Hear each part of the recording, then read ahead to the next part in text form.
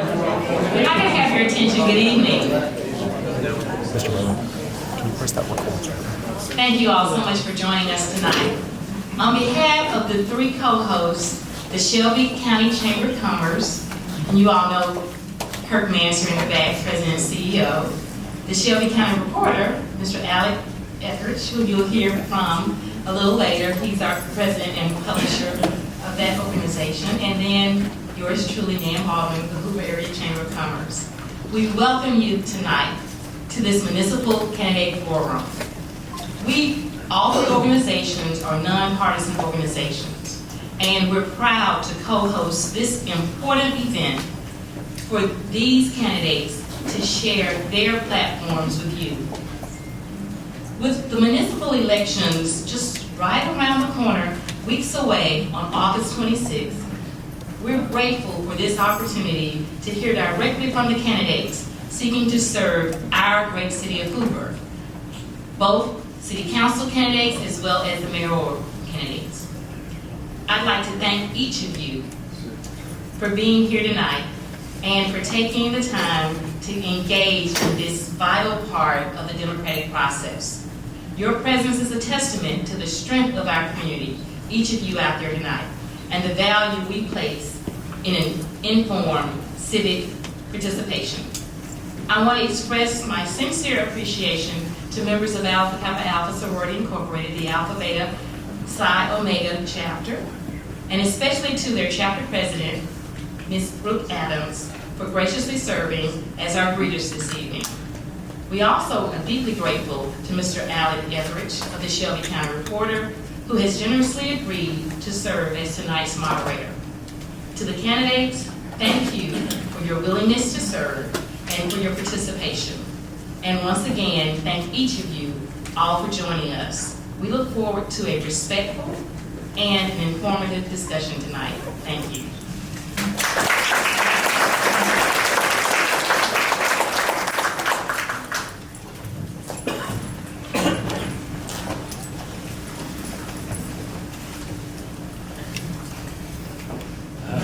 One job tonight, and that's to not mess up the PowerPoint behind us. So we'll see if I can make it a couple minutes in before that happens. But thank y'all for being here tonight. I see a pretty full room, which is awesome to see. Municipal elections, and it's the staple of the community. And we look at presidential elections and how much traction they get, the voter turnout. But your municipalities are the ones that are impacting your daily life more than you realize a lot of times. So it's great to see a full room here tonight. We're excited to be able to put this on. It's going to be also shared in video format as well. But thank you, Nan, for being a part of this. We appreciate that. I want to welcome to the forum the individuals who are seeking to serve on the City Council and as mayor for the City of Hoover. I am Alec Etheridge, publisher and president of Shelby County News Media. We produce the Shelby County Reporter, Hoover's Magazine, Shelby Living Magazine, and the 280 Reporter as well. Also a proud graduate of Spain Park High School.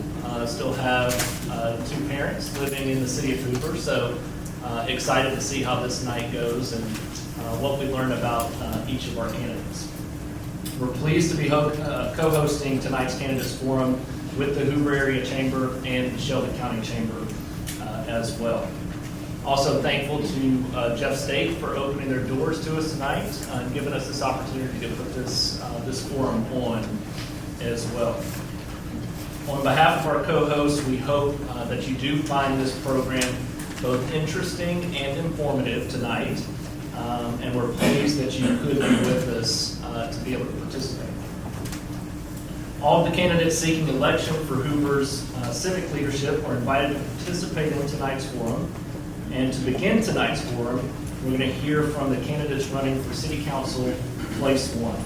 At this time, I'd like to invite the candidates for Place 1 to come to the stage. And as they're coming to the stage, I'm going to explain the format for this portion of tonight's forum. Each candidate in alphabetical order by last name will have 3 minutes to share why they are running for their position. After each candidate has spoken, they will then have an opportunity to make a closing statement that will not exceed 2 minutes. Josh Patton, Hoover Area Chamber Ambassador and Comparian Insurance Agent, will act as our timekeeper and provide each of the candidates with a countdown during their comments by holding up a card indicating the time remaining. Now we're going to begin with our statements, and we're going to start with Tanvir Patel, who is going to kick off the night for us. And so, Tanvir, I'll turn it over to you, and you can give your statement. Good evening, Hoover.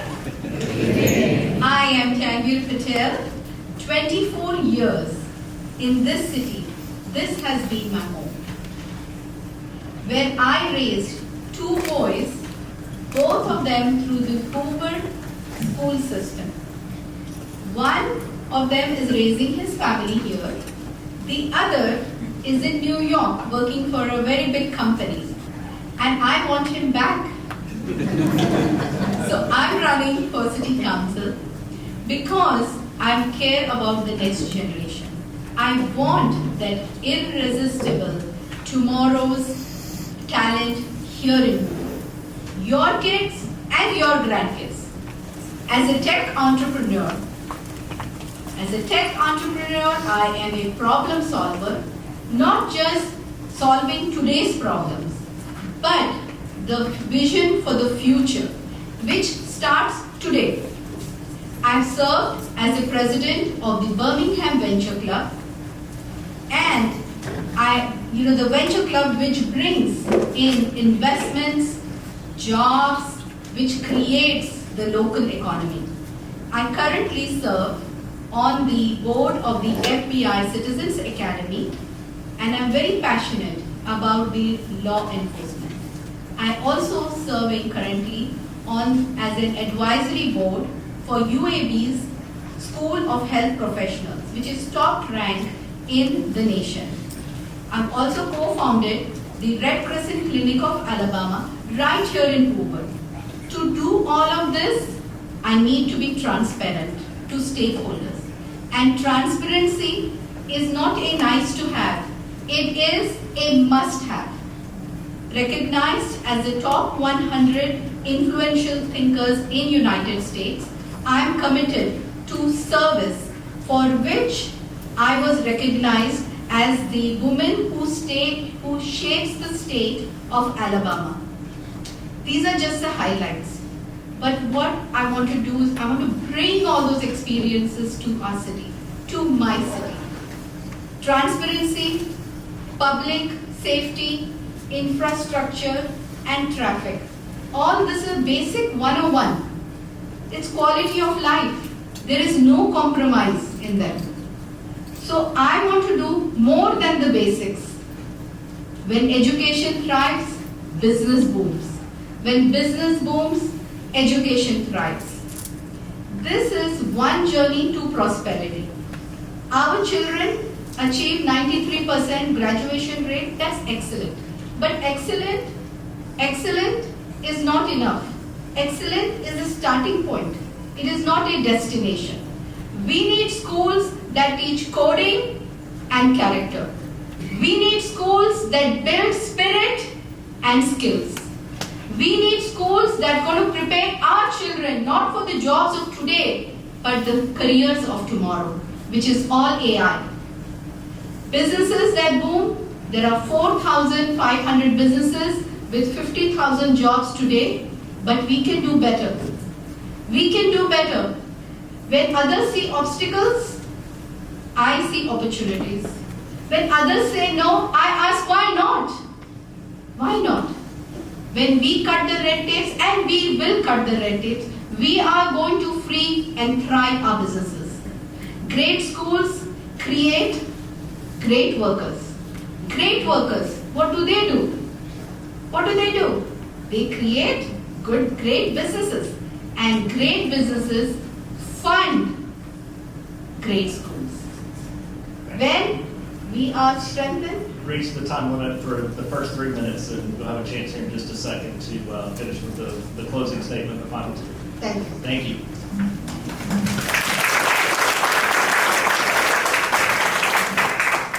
Now we invite Robin Schultz to the stage to make his opening statement. Hello, my name is Robin Schultz. I'm running for Hoover City Council, Place 1. As a 36-year resident of Hoover that has been actively involved in my community, over the last few years we've encountered one thing. You're going to hear one word in common for everybody here today, and that is the word transparency. We recently did a poll, and the number one concern in the city of Hoover today is transparency and accountability. 3 years ago, we lost some transparency in the city of Hoover when the city council and the administration decided to stop streaming council meetings. Now, a lot of people are going to talk the talk about transparency. I decided to walk the walk. I wanted to see those council meetings. On August the 1st, 2022, I discovered that the meetings were gone, and I founded at that point the Hoover channel. We found the deleted videos. They deleted every video that had been recorded since 2017. We found them. In the IT business, nothing's ever gone, okay, on the internet. We found it, we downloaded every video, then we uploaded it to our channel. Now they belong to us, the people, not to the city. And in 2023, we began to live stream the meetings. Tonight, this meeting right here is being recorded, and tonight at 10 o'clock, you'll be able to watch it on the Hoover channel, every bit of it. And that is something that I'm committed to do even after being elected. I'm committed to continuing to make sure that we will always have access, because transparency is not just a buzzword, it's accountability. It's the ability for you to be able to access those people that you elected. It's the ability for you to be able to see not only the how, but also the why, as to why things are happening. And that is the one thing that we're going to bring. We're committed to making sure that we continue to be accountable and transparent. Also, I have worked with Hoover City Schools for the last 16 years, being at most board meetings, being at, having a relationship with the superintendent, with the board, and board members. I've met a lot of them. I've talked to a lot of them. We have an outstanding school system in Hoover. We need to keep it that way. We need to keep it that way. We need to make sure that all the funding that we can get remains in Hoover. Perfect. Thank you.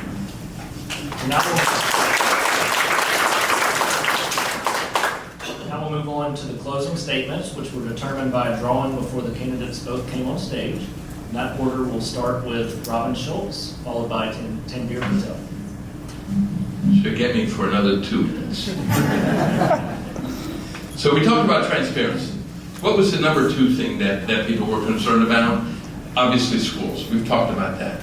Number 3, public safety. People moved to Hoover for 2 reasons. They moved to Hoover for the schools.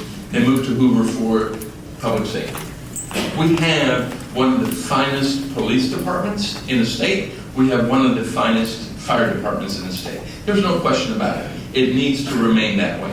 We need to make sure that we, the council members, adequately fund the police department and the fire department, and adequately fund the schools. Because as all 3 go, as the schools go, as the fire department goes, as the police department goes, so goes Hoover. And we need to make sure that remains that way. Finally, we need to talk about being good stewards of the taxpayer money. Okay? We need to make sure that we practice, not just talk about, but practice fiscal responsibility. We need to make sure that every dollar is accounted for, but even more, it goes back to the first point. You need to know where the money goes. We had $400,000 in one particular fund this year that we don't know where it went. Okay? You deserve to know. You deserve to know the answers. And that is the one thing that I've been fighting for since 2006, and that's something that I'm going to continue fighting for when elected.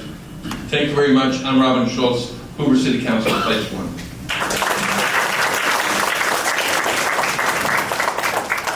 Thank you, Robin. We'll now invite Ms. Patel back to the stage to share her closing statement. Leadership to me is about listening and making sure that all voices are heard. What are the qualities that you look for when you are in a city council? I make well-informed decisions. I have good negotiation skills. I don't maintain or question status quo. I create transformation. Business that booms, roads that move, safety that stands tall, transparency, AI-driven transparency. Get your answers from your living room while you're sitting on your couch. Talk to your government. Those are the transformations that I would like to bring to the city. If you get a chance, please go to my Facebook page. I have detailed videos on the plans on implementation. How are we going to do it? Do you want your schools to be thriving? Do you want your businesses to be booming? Do you? Yes. Yes, I do too. So please don't forget to vote for me on August 26th. And I look forward to seeing you at the polls. Thank you.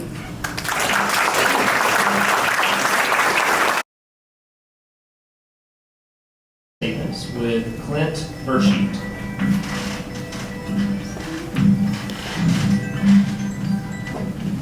Good evening, everyone. My name is Clint Burchett. It's not phonetical. I'll take anything close. It's been wrong my whole life. It is what it is. It's all right. It's okay. I'll take anything near. But I am running for Council Place 2. It's a crowded run, as you can see, and a lot of great candidates, not just in this seat, but the others. Thank you for both chambers and the Shelby County News Media for putting this on tonight. We appreciate all the hard work, especially by you ladies in the back, for doing all that you do and representing our community so well, not just Hoover, but all the communities that you do this for. So I want to take a minute to tell you my campaign slogan. It's 2 cents for common sense government. Well, what does that mean? The opinion of someone is worth 2 cents, they say.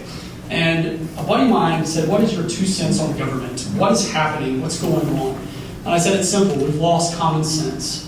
And in 1776, Thomas Paine wrote that book, Common Sense, and published it to the American people and said, he looks around at government, I don't understand what's going on, it doesn't make sense for us to be under the stewardship of the King of England, we need a revolution to change things. And when I look today in our government and the way things are going, I don't understand why it works the way it works and why we have some of the problems that we have. So, let's bring common sense back to government. I don't get how you can function as a team, be it in sports, a government, a church, a civic organization. We have so much fighting, bitterness, heel-napping, public and private attacks as we have. You cannot thrive and succeed as an organization. And our city needs to fix that. We need to have people who come to the table and bring government for everyone. That starts with good fiscal responsibility. Everything we enjoy here is because we're a very wealthy city and manage our money well. We don't take on debts that we shouldn't. We balance budgets and we drive new revenues in our city to make more revenues for our future generations and our current expenses. This funds excellent schools. Our schools are already excellent, but they need help as they continue to grow and reach capacity, as they continue to have new needs, and special education continues to drive costs up and operating costs. Our teachers are working hard. Why can't we help them? Because we don't have any money. We're running out of money to help them. The council has a simple job. It's appoint good boards, approve the mayor's budget, work with the staff, appoint folks like planning and zoning, libraries, etc. It's time that we started creating communities for shopping and living that have good energy, that you want to take your family, and good synergy that work well within the infrastructure that we've given it. We also need to reinvest in communities that are aging. That cannot be our weakest link that causes us to cripple as a city as we go year to year. I hope you'll consider voting for him on August 26th. I'd love to tell you more, but it's time to get back to work. It's time to work together no matter what happens. It's time to solve problems and think about the next 50 years in Hoover. Thank you.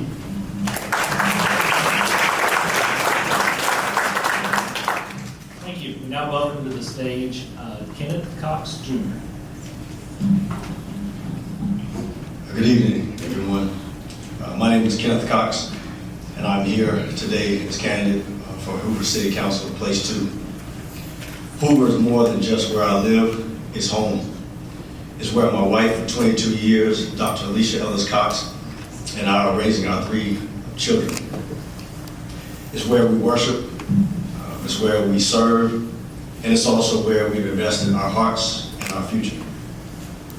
I spent my adult life committed to education, leadership, and public service. I've had the honor of serving our community as an educator, a coach, and a mentor for over 15 years at Birmingham Southern College, where I was most recently served as Associate Athletic Director and Head Cross Country and Track and Field Coach. That work has been recognized nationally, including my induction into the Birmingham Southern College Hall of Fame in 2024, after leading teams of 7 NCAA titles, over 50 All-American honors, and a record 12 consecutive NCAA indoor and outdoor championships. Beyond athletics, my focus has always been on developing leaders and investing in community. I completed the NCAA Dr. Charles Whitcomb Leadership Institute, earned an executive MBA from Faulkner University, and received an honorary doctorate from Trinity International University of Ambassadors. I'm a proud graduate of Leadership Hoover and a recipient of the Harvey E. Beach Outstanding Young Alumni Award from the University of North Carolina at Chapel Hill. I currently serve as chair for Leadership Hoover, secretary of the Hoover Downtown Redevelopment Authority, and sit on the board for the Hoover Parks and Rec Foundation Board. I'm also the resource development chair for Boys and Girls Club of Central Alabama. And I'm also the membership chair for the 100 Black Men of America, the Birmingham chapter. As a deacon at the Worship Center Christian Church and a member of Phi Beta Sigma Fraternity Incorporated, I strive to lead with faith, discipline, and service. I'm running for Hoover City Council because I believe in this city, and I believe that strong communities are built by people who are willing to listen, to serve, and lead with integrity. My vision is simple but urgent. Protect and strengthen our public schools, support and uplift our first responders, and make smart, forward-thinking investments in infrastructure that keep Hoover growing the right way. I'm not a politician. I'm a neighbor. I'm a husband. I'm a father, a servant leader committed to real results. Thank you for being here tonight, and I hope to earn both your trust and your vote on August 26th. Thank you.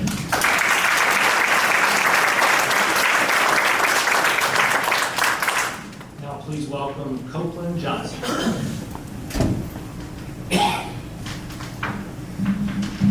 Is this available to be adjusted? Hello, Hoover. My name is Copeland Johnson, and I'm campaigning for Hoover City Council Place 2. I'm also Copeland Johnson, a man who learned character, teamwork, and commitment to service in Hoover. I'm not a child, and I'm not a stranger after living here for 15 years. I am the one man you can count on to be certain is prepared to lead in this moment while standing tall for Hoover values. Why? Because my strongest credentials and morals come from within Hoover, my hometown. I give thanks to the highly qualified teachers and coaches at Berry Middle and Spring Park High School, where I received a quality education leading to academic scholarships at the University of Alabama. Roll Tide. Hoover City Schools sent me to Alabama Boys State, where the motto is "We Build Citizenship." For those who are unfamiliar with Boys State, it is a model government program, and here's a short statement on its purpose. The American Legion believes that the survival of our republic rests on training our youth in the ideals and objectives of American government. The knowledge you gain at one level is a step towards the next level. We teach the responsibilities of citizenship and the ABCs of politics and your responsibilities as a citizen and a voter.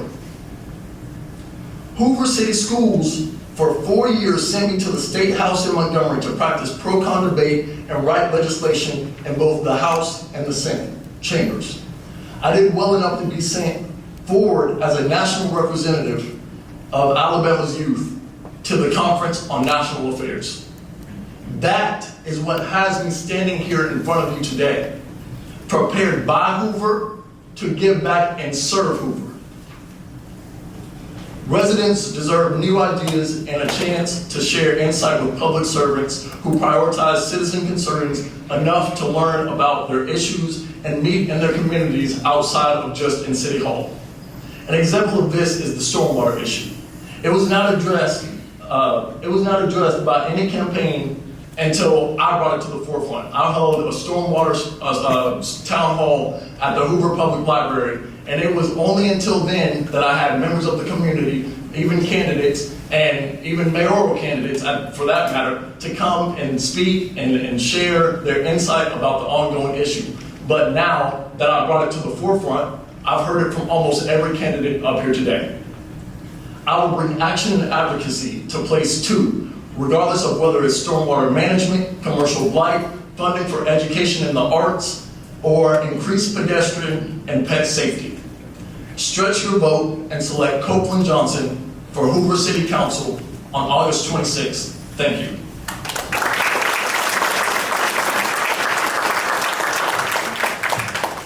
Now please welcome Gene Smith.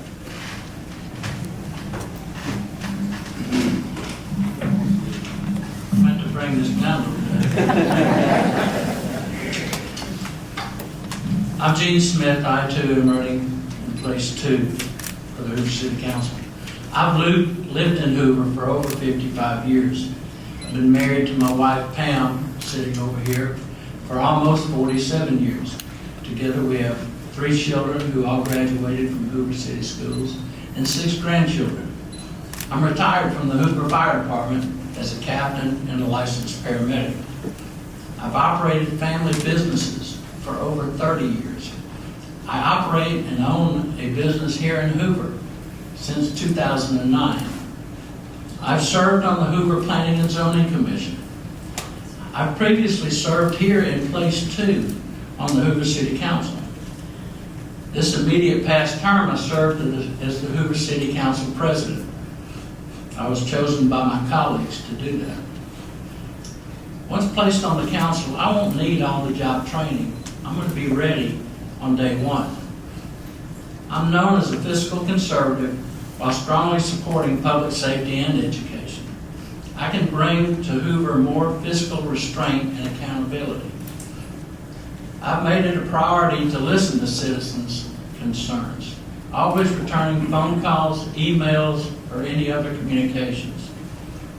At council meetings, especially those that I held the gavel over, citizens' questions were always answered. They deserved answers. If the answers are not known, then they should be provided to a staff member if a staff member is available and there. If not, then it should be taken at that time, given to a staff member, and then that person should contact the citizen, and then probably be reported back to the full council at the next available meeting. It is possible we could have as many as 5 new council members with no experience going into the next term. I can help steady the learning curve for many, if not any, of these new members. Even if the incumbents return, there will be at least 2 new faces should y'all choose me to go back. And I can be an experience changing. New members will learn from staff, but they also need to learn from others in that their own accepted elected roles. I appreciate your consideration and ask for your vote on August 26th. Gene Smith, place 2. Thank you.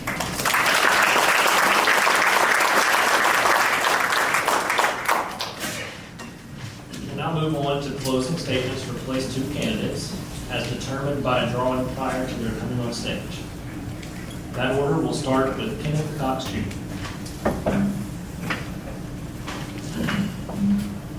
Thank you.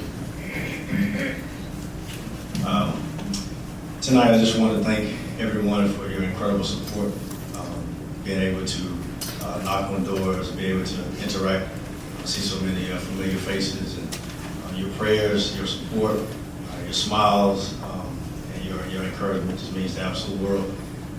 In this process, I certainly have been reminded why we're chosen to do this work, and that's ultimately to serve. As I've said many times before, this is absolutely not about me.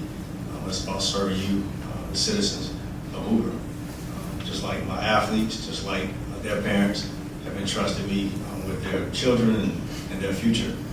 I certainly ask the same support, the same prayers, and certainly the same confidence in me. I ask for you on August 26th, which is actually 4 days before my birthday, to vote for Kenneth Cox, place 2. Thank you.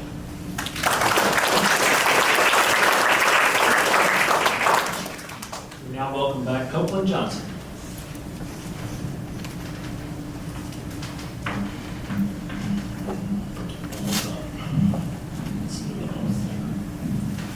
All right, so once again, I'm Copeland Johnson, but my story is an authentic Hoover story. This city provided me with an amazing past and a promise of future leadership that is now due in the present.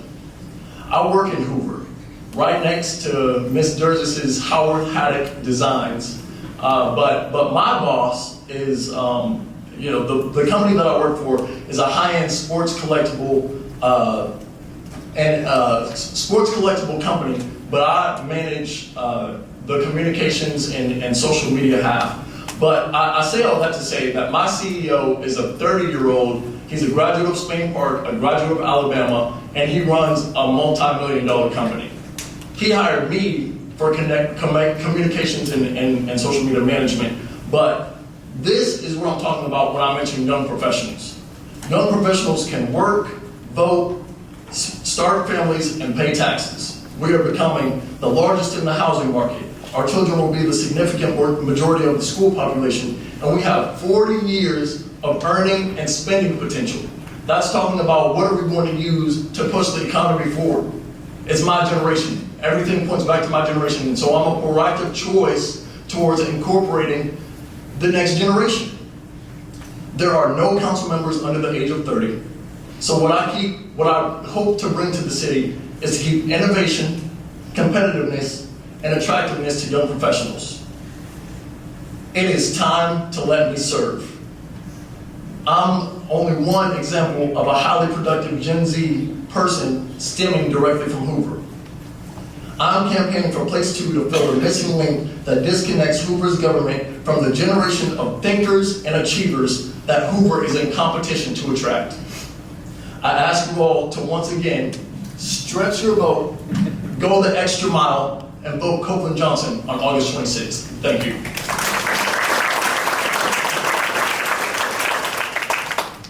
We now welcome back Clint Burchett. Thank you. All right, so I had a nice little 2-minute dilly set up, but it's just come to my thoughts that I'm blessed to be here. I'm blessed that God's given me talents and abilities to work with incredible people and solve things. I'm incredible to be a son of a single mother who grew up here in Birmingham. I'm grateful to have been a product of UAB and it also goes to classes in this building, as Jeff stated. I have 4 wonderful children who are one going into as a freshman in Hoover, another is a 6th grader at Bumpus, a 3-year-old and a 1-year-old, and a wonderful wife who immigrated to this country here with her 2 sisters. And I'm incredibly grateful for the opportunity just to be in this community in the most wonderful country in the planet. And I've been to a lot of countries. I can tell you that tonight you're going to hear a lot of talk. Even I'm talking. But you got to ask yourself, who's going to get things done? I'm tired of seeing things not get done. And in my job, I'm the head of information security for one of Alabama's largest healthcare companies. I've worked with large companies as both a consultant and as the head of cybersecurity, information security. We get things done because we have to. If we don't, our companies are at risk, our customers are at risk, possibly national security at risk. We have to get things done. I take that seriously every day working with my team. Ask yourself among these 14 people running and the 2 for mayor, who can bring excellence to Hoover? Vote for those people. I hope you'll give me that vote. And I want government to be for all, not just some. I want us all to be represented, and I want it to be done well. I've taken no money from anyone. I've asked for no money from anyone. I don't want any money from anyone for this campaign. I'm asking you to believe me that this is an act of service to my city. And the $28,800 that you get paid in 4 years, which isn't a lot, every penny of it will go back to worthwhile causes. That's not something you've heard from any candidate. And if you hear it after this, it's because they're copying it. I don't want the money. I don't want the notoriety. I just want to serve our city and create a wonderful place to call home for the rest of my life, for generations to come, for my 4 children, and for all of us who call this wonderful place home in Hoover. God bless you, and thank you.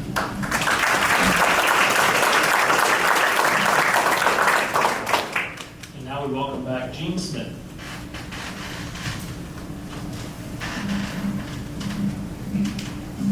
Thank you again. I believe in keeping level playing fields. Everyone should be represented within our city government. Whether you're a Gen Z or whether you're 110 years old, we've got them from one end to the other. I have represented the entire gamut in my past.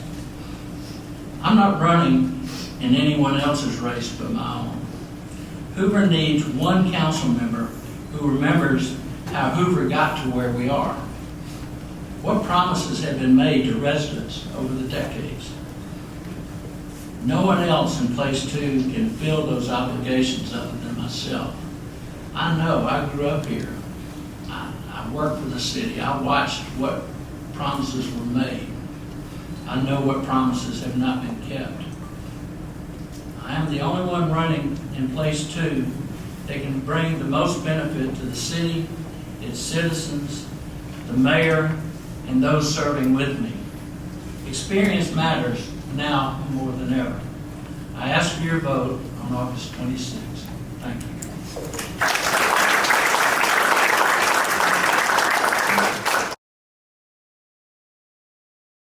That's for place 3 with Liz Lane. Thank you so much for coming tonight. My name is Liz Lane. I'm a mom, I'm a small business owner, and I am a full-time artist. I am very new to politics, but I don't know if you guys remember Nickelodeon and Nick News with Linda Ellerby, but I started watching that show when I was 10 years old, and ever since I wanted to be an advocate. I live by the motto, think global, act local. And I am so glad that Hoover is my local. This community is amazing. I have neighbors and friends that knew that this week was going to be difficult with all the campaigning and kids not being quite back in school yet. And so one neighbor in particular brought me casseroles this week. She is a pediatric ER doctor, and I feel like I should be the one that's bringing her casseroles. But I have to say, these are the kind of neighbors that we have been accustomed to living in Hoover. In this small town, big city. My platform is different. I am an artist, and so what I can provide to the city is a little bit different than everyone else. I have been door knocking, and what I have heard from people that I go and talk to is that everyone feels like their community is getting a little bit smaller, like it's shrinking. And I know that something that is essential for cities to preserve their vibrance is to create more third spaces. One way that Hoover can do this is by using the $17 million that they are have been sitting on for the past 3 years to build an art center. This would be a great community space that would not only encourage the arts, but would encourage community, would encourage us to come together. Art is great for art's sake, but it also improves test scores, decreases crime, improves mental health, and raises property values. We need to take cues from cities like Nashville. I was just there for an art show, and they had murals and quotes on the sidewalks and live music everywhere. And this not only increases a city's vibrancy, but it supports small businesses. And small businesses are essential. They are the backbone for a community. We have empty buildings and office spaces and struggling retail in Hoover, Alabama, and we should do everything in our ability to preserve and protect small businesses because they provide the funding for the schools and the libraries and the police and the fire department. We cannot neglect them. My name is Liz Lane. I'm running for seat 3. And I'll add more in my closing statement because I think I'm out of time. Thank you so much.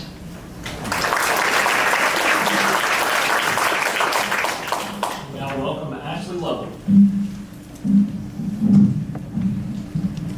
Good evening, everybody, and thanks for having us. My name is Ashley Lovell, and I'm running for Hoover City Council, Place 3. I have a question for you all. Have you ever experienced an issue in your life or something that took place that compelled you to take action? If so, you and I have something in common. Last October, my community experienced a development issue in Tattersall Park. I spearheaded a petition that garnered almost 3,000 signatures as well as over 500 survey responses. I took that information to the city council president and I could not get a phone call back. We need leadership that listens to the residents. That's why on January 27th, I announced that I was running not only for Hoover City Council, but also specifically for Place 3.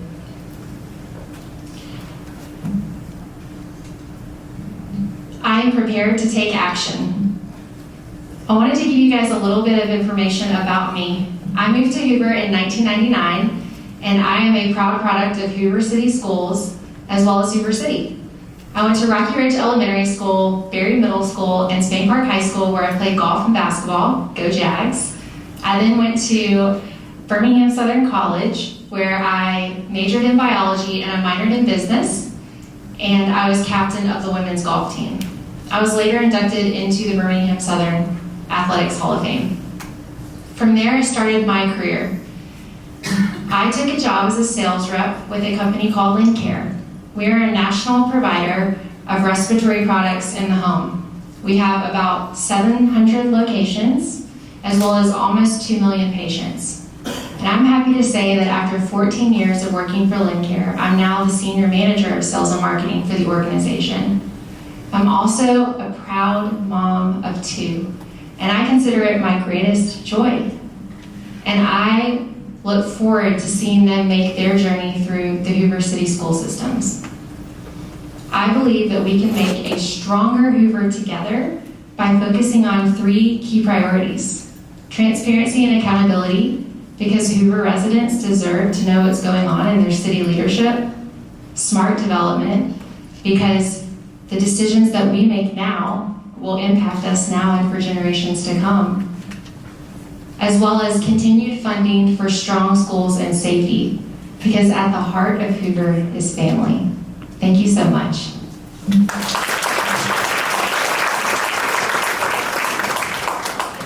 Now please welcome Robert Williams. Thank you. Thank you for the invitation to be here. I'm not a politician, and I didn't write a speech that I can read to you. I'm a lawyer, I'm a realtor, I'm a husband of 41 years. My wife said if I called her out tonight and pointed her out, she would kill me. I'm a proud resident of Hoover. Over the number of years that I have been a professional, I've had the opportunity to work with people in 2 of their most significant times: buying and selling a house and defending themselves in a lawsuit, particularly doctors. I defended doctors and hospitals for almost 40 years. I think that what we have to do here in Hoover is uniquely in my wheelhouse, because most of the things that come before the city council involve real estate or law or both. There are no realtors on the city council. There are no other realtors running for city council. One of the problems that the realtors complain about within the community is they do not have a seat at the table. When the developments are developed, they're not given any information, they're not asked any questions, and so it goes on without them. And that's not a good thing. Everybody needs to be included in those decisions. My platform involves three pillars: smart growth, safety, and fiscal responsibility. Hoover is growing, and that's good. There's nothing wrong with growth. But we need to make sure that we don't outgrow our infrastructure, that our schools, our roads, our parks are taken care of. Hoover is one of the safest places in the state of Alabama and one of the most livable in the country. We need to keep it that way. And the city council needs to make sure that they fund the projects that will cause that to continue. Fiscal responsibility and transparency. That's a big one that everybody wants to talk about. Well, we've got to take care of it. And everybody needs to understand that it's the city council that has to approve the money. Without the city council's approval, there is no money. The mayors are important, no question about that. But it's the city council that's going to have to be fiscally responsible and make sure that the money that is spent, and the tax dollars are money out of your pocket, and we need to know where that money is going. Thank you.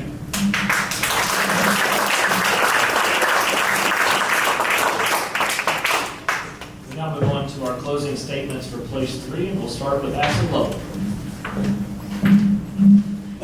So why am I a good fit for the Hoover City Council? My plans are not to become a career politician. I am stepping up as a concerned resident of Hoover who cares about the city of Hoover, who cares about the residents of Hoover, and cares about the future of Hoover for my children. When my community experienced development concerns with Tattersall, I took action. With the petition and with the community survey, I'm a proven leader.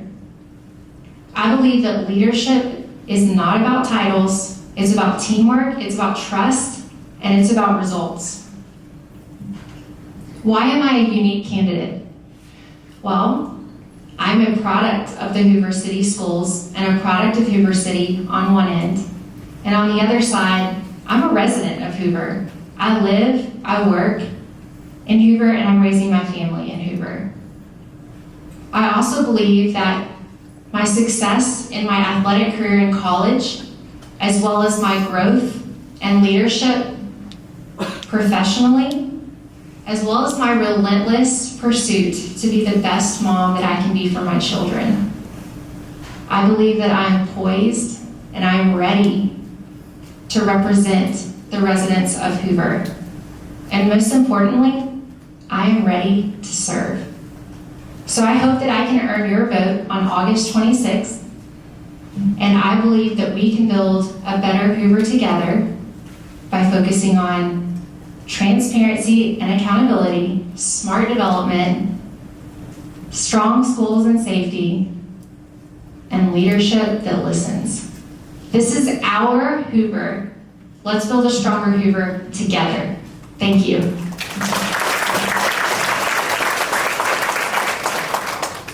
Now welcome back to Ms. Lane.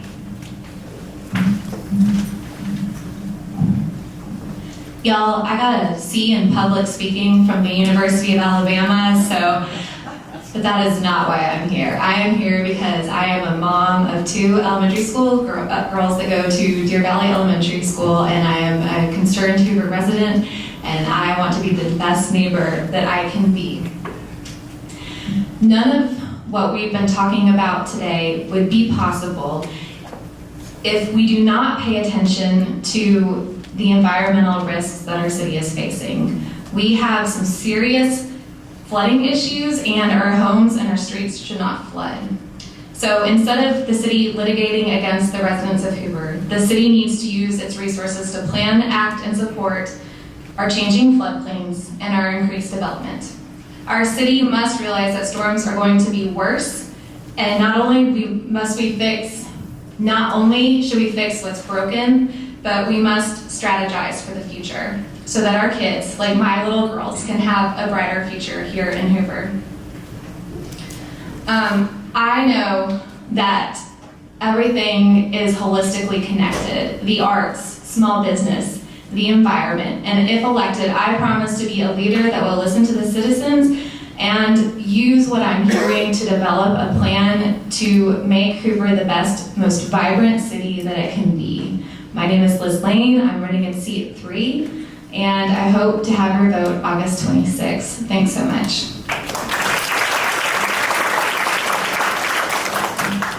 Now welcome back Robert Williams.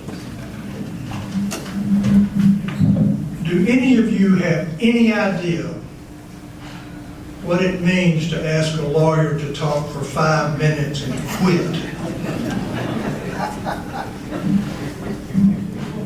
I didn't until I got into this. I'm not a politician. I'm not used to this type of thing. But what I can tell you is that I honestly believe that my background and experience in the law and real estate is something that I can offer to the city of Hoover. This is not something that I spent my whole life wanting to do. It's something that I felt called to do because I believe that Hoover needs a change. We need someone on the council who will listen, who will analyze the issues, and will act accordingly. And that's what I've done in the law for almost 40 years. So on August 26th, I'm asking for your vote. I'm also asking for your trust. But beyond that, I'm asking for you to partner with me to make Hoover better, stronger, and more reliable for all of the residents. I'm Robert Williams, running for place 3. I appreciate it. Thank you.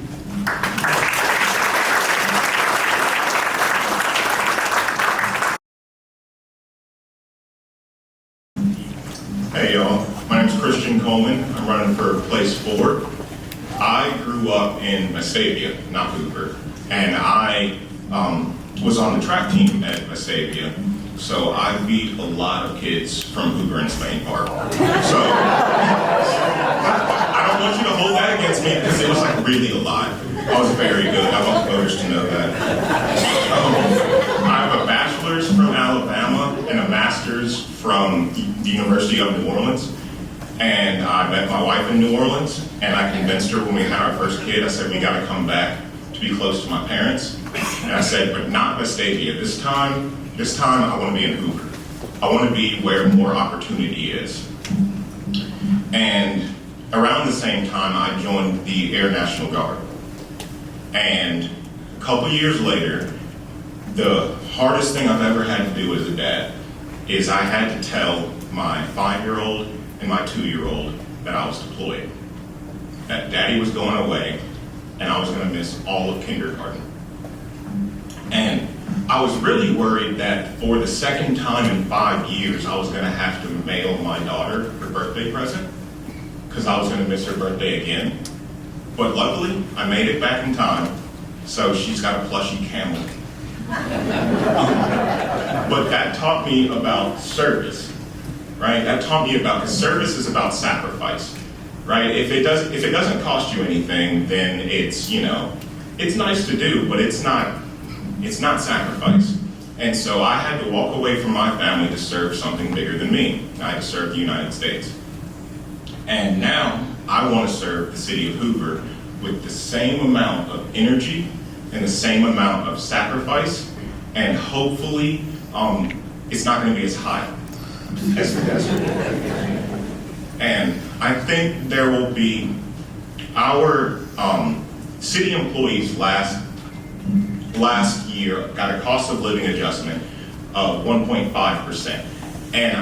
And if inflation is 4%, that is a 2.5% pay cut. And the city of Hoover employees do an incredible job with our parks and with city inspections, and they do not deserve a pay cut.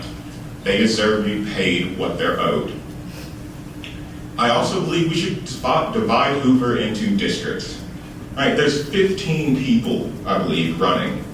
Do you have 15 strong opinions? Like, it's a bit much. So I think that we should We should deal with neighborhoods as distinct and units, and the people who live in them represent the neighborhoods where they live. And it'll simplify it for voters. Christian Coleman, place 4.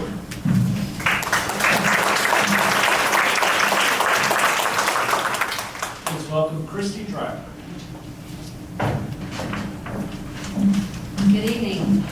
I am a bit surprised to be with you here tonight. So one of the roles that I serve currently as part of the Hoover City Council is that I'm also on Planning and Zoning Commission, and our meeting was tonight. But we got finished in time, and I made it here. So first of all, I just want to say thank you to the Hoover Area Chamber of Commerce and the Shelby County Chamber and the Shelby County News Media for putting this event together, but also being willing to read a little statement for me that I had prepared in case I didn't make it. I'm Christy Driver. I am currently sitting in place 4 on the Hoover City Council.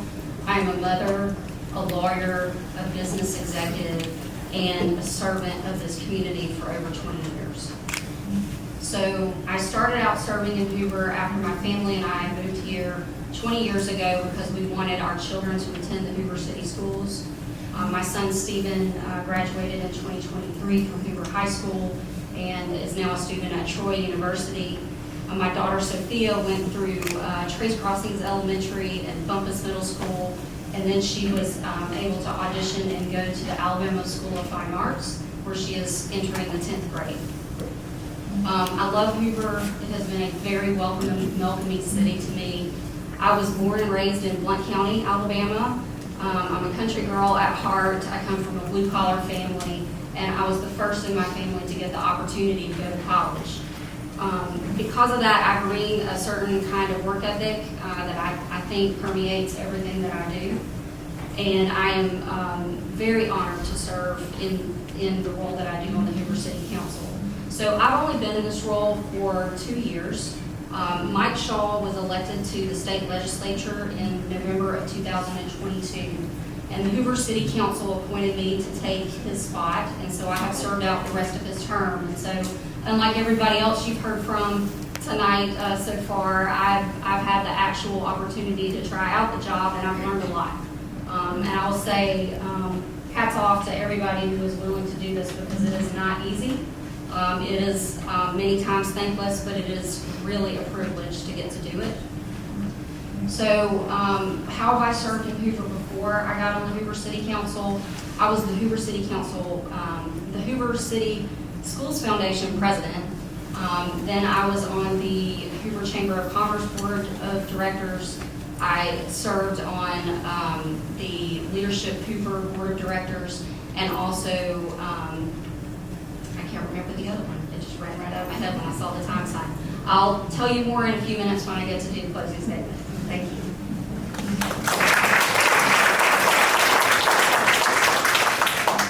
Now welcome Donna, Missouri.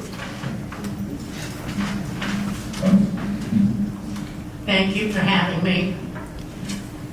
I was on the city council 20 years ago. I believe the council that we had was the most transparent council that we ever had. The reason I'm running again is because it saddens me to see what's happening with the city of Hoover. Residents get up to speak, they are ignored. Their questions are never answered, and it's like you're just standing there and talking to a wall. When I was on the city council, we had a department head for every city council meeting, so that if the council didn't have the answer, we would ask the department head to answer the residents. You deserve to be answered. You put us there. You deserve an answer from us. Another thing that I'm having a problem with is the money that's being spent. I graduated from City College of New York with a degree in accounting. When I see what's happening here and no one knows. Do you people know that we paid the Internal Revenue Service $400,000 of your money? Because they sent us the things that were wrong, and they were ignored. They were put in a drawer until we got fined $400,000. Do you people know that there was a building in River Chase with no one in it? We are paying $17 million of your money over the next 10 years for this building that no one is in, but Hoover is maintaining it. Why? Because a lease came across our mayor's desk and he never read it, but he signed it. And he admitted to this in the newspaper. He did not read it, but it's your money. There's something wrong, people. There's no accountability. There's no transparency. I was very proud to serve on the council in 2000. And I would like to have your vote again on August 26th. Thank you.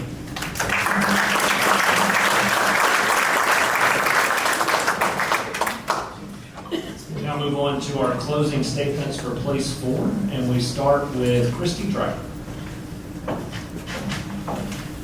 Hello again. Talk a little faster this time because I do want to get to talking about my platform a little bit. The Downtown Redevelopment Authority was the thing that I forgot when I was up here before. Doesn't matter. The point is that I love serving this community and my heart is in it, and I want to continue to do that with you. Safety first. So there's nothing more important in our city than public safety. I commit to continuing to fully fund public safety. That's police, fire, and our excellent 911 communications center and staff. I also think that we need some room for improvement in an area of infrastructure planning.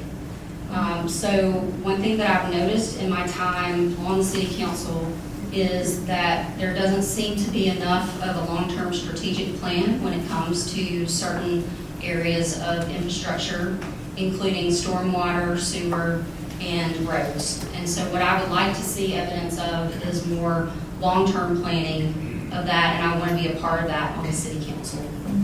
Third, I would say economic vitality. So the city council, as someone says, holds the purse strings.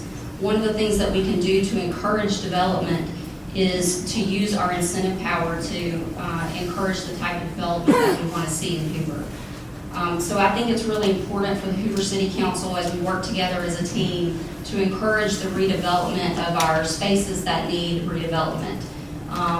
That's not to say there's anything wrong with new development, but that is going to occur whether we incentivize it or not.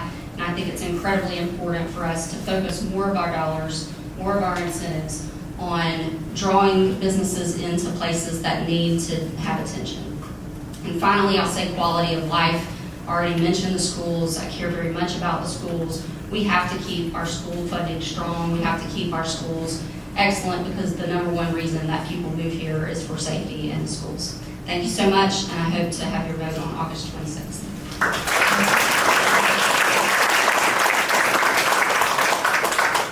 Now we welcome back Donna Missouri.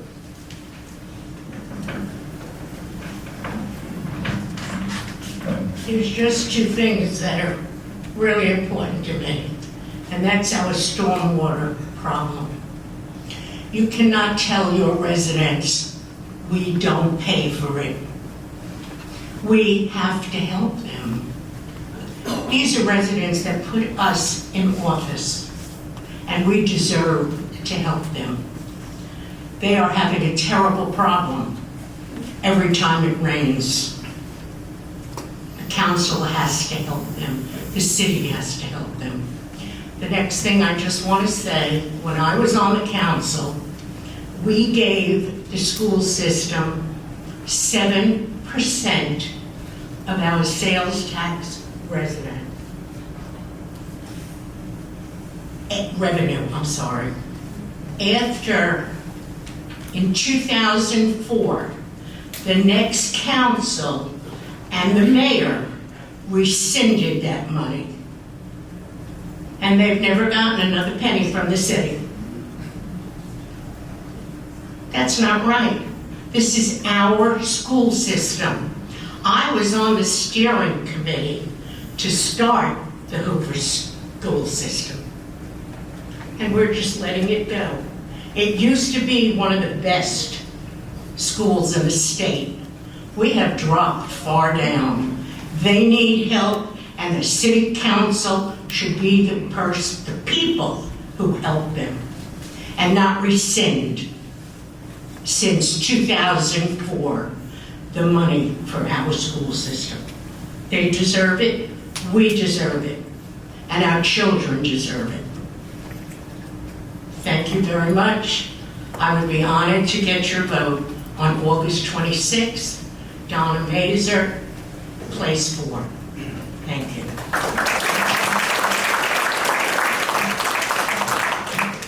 Please welcome back Christian Coleman.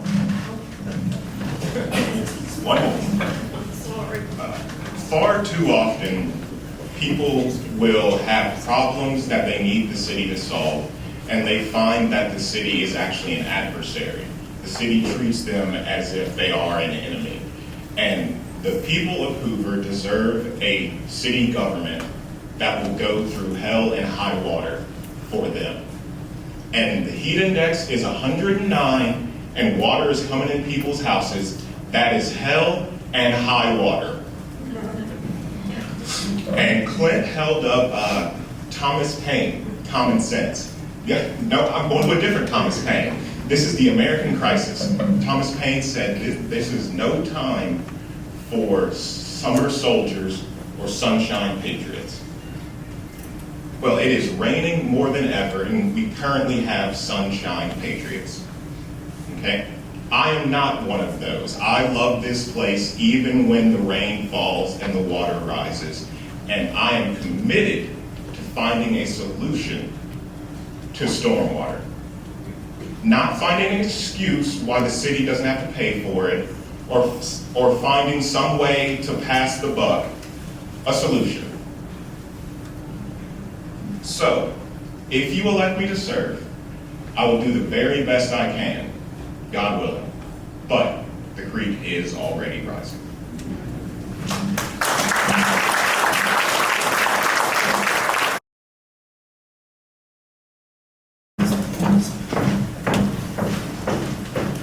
Quick show of hands. How many people have heard of the Facebook group Hoover News and Information? All right. So I started that group in 2018 when there was a shooting at the River Chase Galleria. There was protests all over the city, and there was people that were looking for information. So Steve McClendon helped me when we started, and now it's up to 7,300 members. So it's been amazing for us to learn what's going on, hear gripes, hear a bunch of stuff, and also praises as well. But a little bit about myself. I'm a lifelong Hoover resident. I've been married 25 years. My wife and I grew up in the same neighborhood. We have 3 kids. My youngest daughter is a junior at Hoover High School. So what I do for a living is commercial insurance. I'm a commercial insurance broker, and I also do risk management. I spent 30 years working with CEOs, CFOs, presidents of companies, business owners, basically all across the country, managing their risk, learning how they make money, and basically solving problems. Small problems become big problems when you don't take care of the small problems, okay?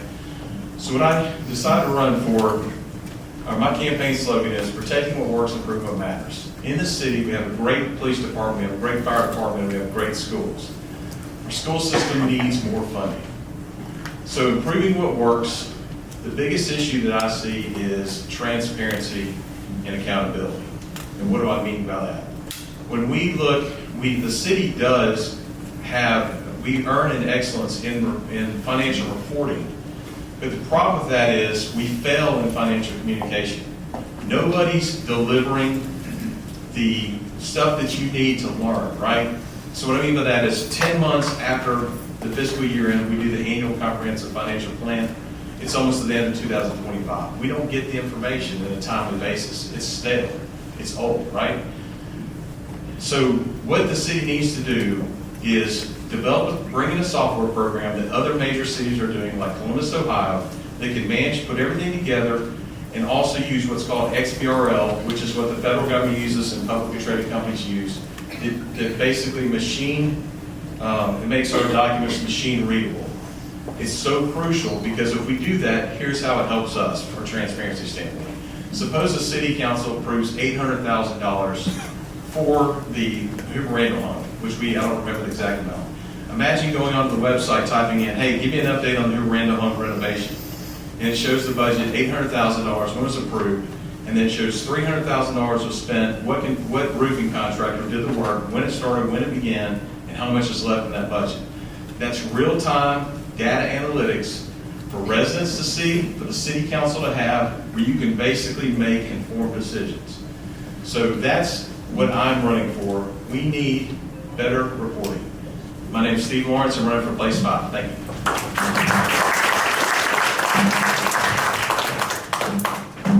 Now welcome Bailey Murphy, who will be representing her father, Derek Murphy, who had a conflict. She will share his opening statement, and then when she is finished, we'll move on to our closing statements after that. Good evening, everyone. My name is Bailey Murphy. Today I am here on the behalf of my father, Derek Murphy, due to a prior commitment that he could not reschedule. When I asked him, "Who are you sending in your place?" he said, "You." I asked, "Why me?" He said, "Because you have lived this journey with me and seen what it takes to serve a community." For nearly 9 years, I've had a front row seat to watching my father serve this great city of Hoover, not just from a council seat, but through dedication, sacrifice, and heart. My father was raised by his grandparents, born in 1917 and 1927. From them, he learned the values that he passed down to me and my siblings. Take care of your responsibilities, be bold, be committed, love God, love our country, and love our community.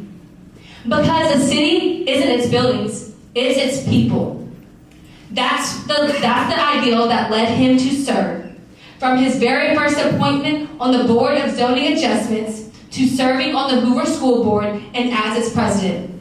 My father never chased titles. He chased impact. That's why he started the Hoover City Dad Brigade, bringing over 5,000 volunteers for the past 10 years to take care of our schools. He also worked to create RC3, our vocational program, because he knew not every student's path was college, but every student deserved an opportunity to succeed. On the city council, my father has restored funding to our schools and has served as the public safety chair. But I will never forget how he led during the 2019 mall shooting protests, calming tensions, bringing people together, even when protesters came to our own home saying unwarranted words that no child should hear about their father. He never wavered, even when it was hard. As an engineer, his current mission is clear, making sure Hoover's infrastructure keeps pace with our growth. Roads, bridges, utilities, these are the foundations of a sustainable Hoover for our children and for our grandchildren. That's why, on August 26th, I'm asking you to re-elect Derek M. Murphy for Hoover City Council, Place 5. God bless you. God bless Hoover. God bless the state of Alabama. God bless the United States of America. And go Bucks, go Jags.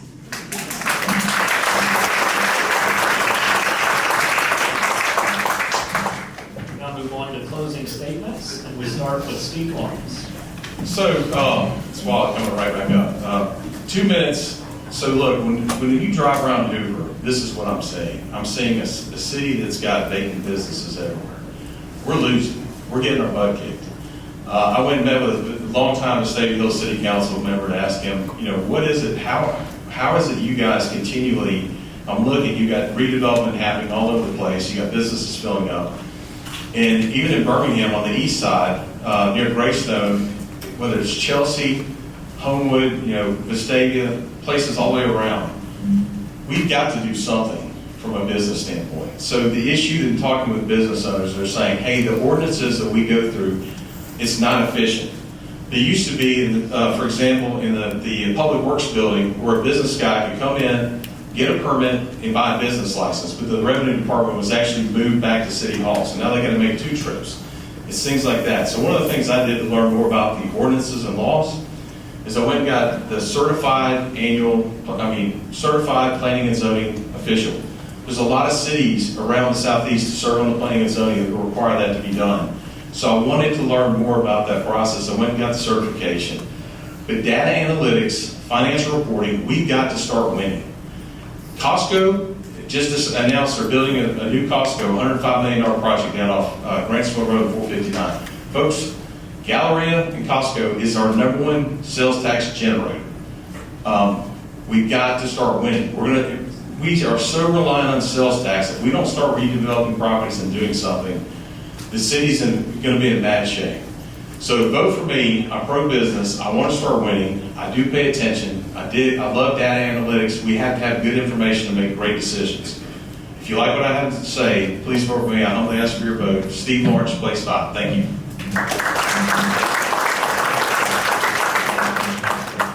Welcome back, Ms. Murphy. On Tuesday, August 26th, voters have a choice rooted in trust and experience. My father, Derek Murphy, has been trusted by the community and beyond. He was recommended by former Mayor Tony Paletas to serve on the Board of Zoning Adjustments. And he was trusted by the Hoover school system, where he served on the school board and as president. He's been trusted by his peers across Alabama, serving on the Alabama Association of Boards, School Boards Advisory Committee. Even at state level, he was trusted to serve on the Alabama's Dam Safety Technical Committee. Trust matters, experience matters. And in a city like Hoover that continues to grow, it matters even more.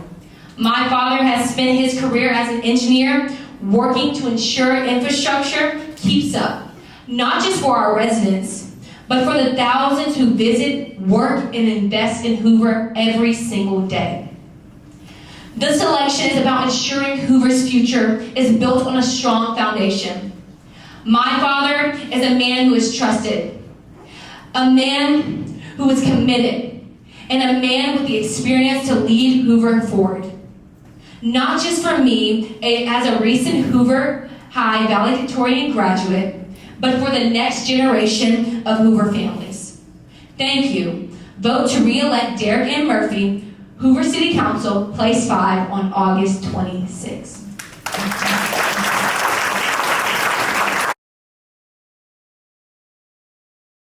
So now we'll begin our mayoral portion of the forum tonight, and we're thankful to have both Frank Mercado and Nick Durzis in attendance with us. To both candidates, your willingness to put yourselves before the voters of the city of Hoover is a true testament to your desire to serve and lead your community. We're excited to have you both here tonight. We're glad that we've had a good show turnout so far. It's been a respectful night. The timing has been great, so I hope that we can continue to remain respectful throughout this portion of the forum as well. Let me explain the format for this portion. Each candidate will be asked the same questions and given 3 minutes to respond. The sequence for answering questions will rotate alphabetically. Neither of the candidates have been provided with questions prior to the event. The candidates will respond to these questions in this alphabetical sequence, with each candidate alternating with responding to the question first. The rotation sequence will continue in this fashion through the end of the question and answer portion of the mayoral portion of tonight's forum. In the interest of time, there will be no opening statements, but we will have the opportunity for each candidate to provide a closing statement at the end. These closing statements will be no longer than 3 minutes. Josh Patton will continue as our timekeeper and provide each candidate with a countdown during their answer by holding up a card indicating the time remaining. So now we will begin the mayoral portion, and we will start question 1 with Frank Mercado, followed by Nick Dursis. Now welcome to the stage, Frank Mercado.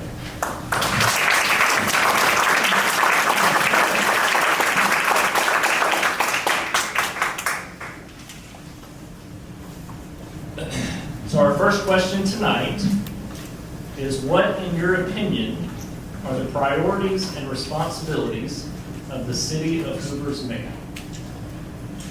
Well, thank you first for everyone showing up tonight. This is a great event. I congratulate our city council candidates who have had an opportunity to share with you this evening, and now we will have an opportunity to share with each of you what we have on our minds. And thank you to the groups that are putting this together. We're grateful for that. So the duties and responsibilities of the mayor, our number one duty is public safety. That's what we're here for. All of the other things are absolutely important, but public safety is our number one priority. The city of Hoover was founded on public safety. Back in 1962, the Hoover Volunteer Fire Department started. One of the members is back there in the corner, as a matter of fact. And from that point on, that's what our city was focused on, was public safety. The little volunteer fire station was the city hall. It was the place for the city clerk. Everything was the focal point of the community. So public safety is the most important thing that we do, and we focus heavily on that each and every day in our city. But there are other things that we want to do that are equally important, and that's quality of life.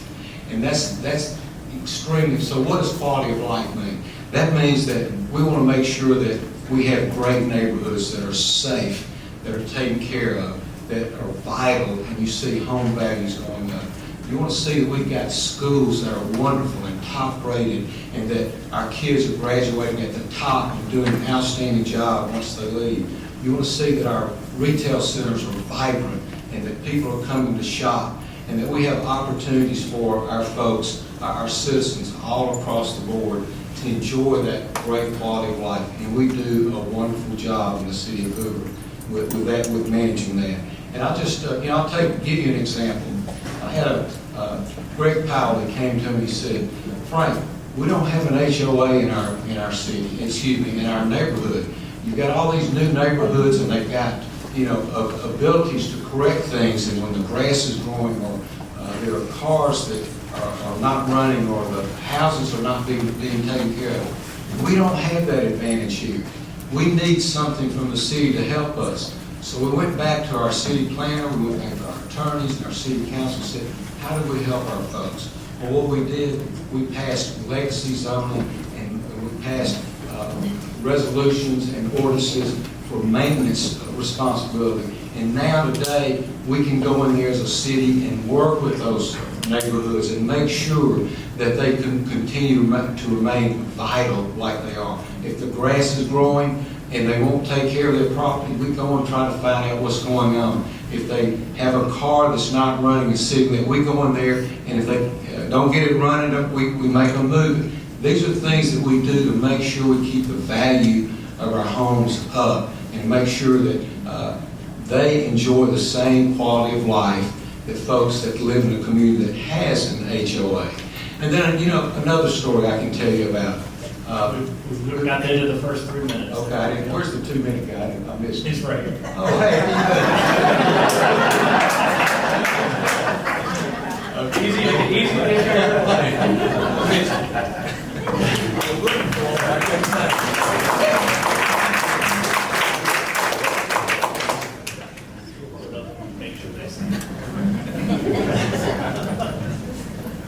All right, now we move on to Nick Dursis, and we'll pose the same question. What, in your opinion, are the priorities and responsibilities of the city of Hoover's mayor? Well, I think the priority of the city's mayor is to leadership that is proactive and accountable to you, the citizens. Right now, the city looks very, very tired to me, and when I announced my candidacy at Patton Creek, it was because of the empty storefronts. The Galleria is just an embarrassment to drive through. I almost lost a tire driving through that the other day. And those are the type of things that we've got to do a lot better job, be proactive. And as mayor, the mayor talked about leadership and schools. People move to Hoover for two reasons: because we're a safe city and because we've got outstanding schools. He talked about priority as safety. Safety is a priority. I've been the police chief for 20 years, and I've built a team of individuals who've got made one of the safest cities, not only in Alabama, but definitely in the Southeast. But one thing the mayor didn't tell you was that last year we had to cut operational costs 10%, which cost us almost $90,000 to the police department, fire department, not just public safety, all over the city. So we start talking about that everything is great and we've got plenty of money. I just say to you that we've got to do a better job. We've got to do a better job of planning. $90,000 coming out of the police department and the new budget that's come out, they did not give us the $90,000 back. I think all of us know that everything is a lot more expensive today than what it was. We've got contracts that increase on a yearly basis, and sometimes it's just a little bit tough to get it done. So the priorities for me will be leadership, will be proactive, will be transparent. We've got to get the city going. It's an embarrassment to me that everybody talks about Alabaster, talks about Trustful, talks about all these special things that are taking place all over the community. We were the standard of excellence, and when I'm elected mayor, we're going to get the standard of excellence back to Hoover, Alabama.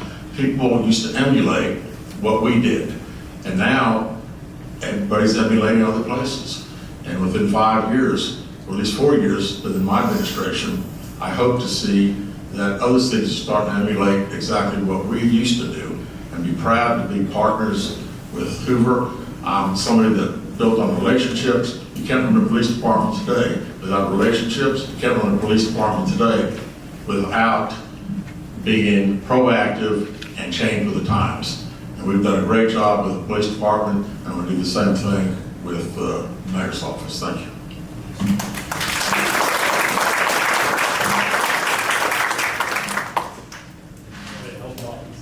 Right there. I can see Order right in the middle. Josh, you're just kind of sit in the middle right now. We'll go to question 2 now. A big neon sign. We'll go to question 2 now, and we'll start with Nick Dursis on this one. If you are elected, what specific skills or strengths do you possess which you believe will benefit the city of Hoover? Well, I'll go back to my leadership skills. Again, being a police officer for over 40 years, being a police chief for over 20, Mayor Kellis appointed me. I've led the largest department in the city. We've had the largest budget. We've been very proactive. It's something that we're very, very proud of as our community. When we catch a bad guy doing something, that if there's 2 of them, one of them will say, "I told you, let's not go to Hoover," and the other one would say, "Well, I thought we were in Vestavia." So when I say those things, it's something that a skill set that I think was instilled in me as a young child. My dad was a colonel of the military, and to show you the strict upbringing that I had, when we lived in Fort Lauderdale, Maryland, he was the commandant of the United States Army Intelligence School, answered the telephone, quarters 13, Nick Dursis speaking, and I was in 2nd grade. So I would say that I was instilled service to community. My dad did 32 years of active military. So I didn't want to do the military, so I've done like 43 years as a police officer. So again, the skill set that I bring, again, I would say is leadership skills. I'm somebody that has great relationships, and when I see relationships, I've got relationships with not only municipalities, with county, with state, with federal. When I see the money that Huntsville gets, it's just unbelievable. I just think we can do a better job of being proactive and meet our legislators, meet our U.S. senators, meet our congresspeople, and prove what we can do in the city of Hoover. The NCFI down in Valley Dale Road, which is the Computer Forensic Institute, is just a perfect example of something that's come to Hoover, only one in the United States. And there's no reason we've got 350,000 square feet of office space available right now. We'd like going down to the Harvard Center and looking at that Harvard Center and it'd be completely empty. I think with the type of things that we've done with NCFI, there's no reason why we can't attract maybe some other government agencies that could come to Hoover. Thank you very much.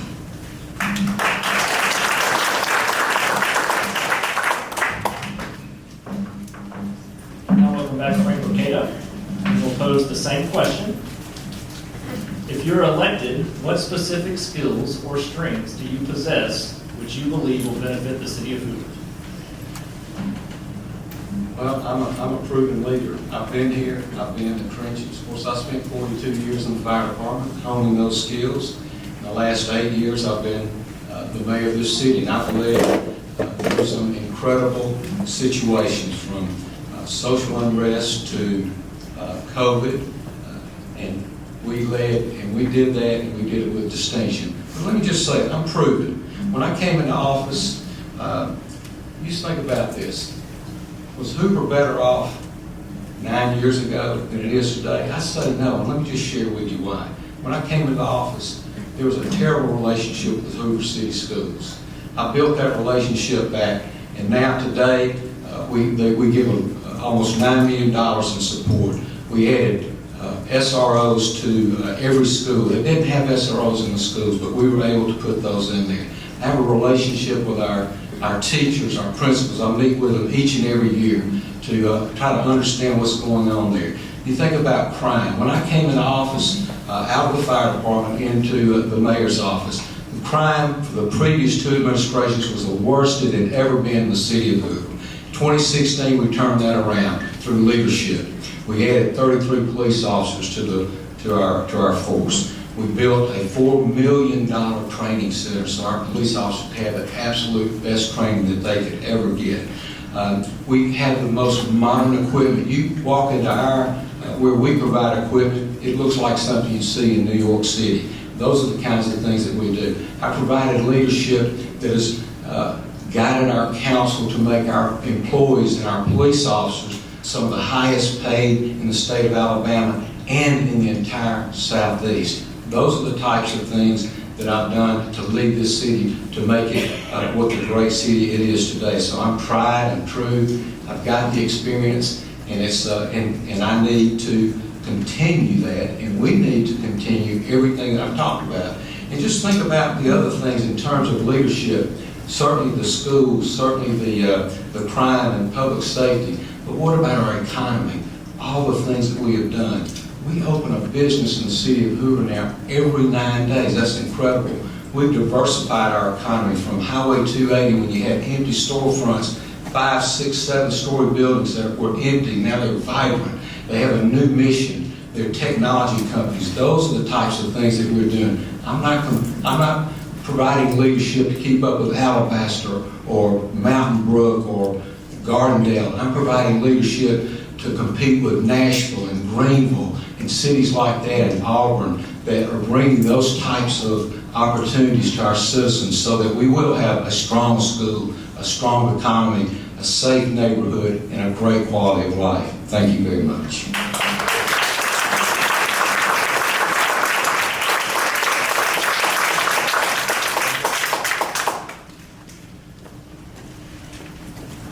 We'll now move on to our third question of the night, and we'll start with Frank Mercado. And that question is, what plans, if any, do you have to help attract more businesses into the city of Hoover? We have an incredible economic development team. We have become involved not just locally, but through the entire state of Alabama and the nation. Our team is engaged, they're focused, they're brilliant, and they're very hardworking.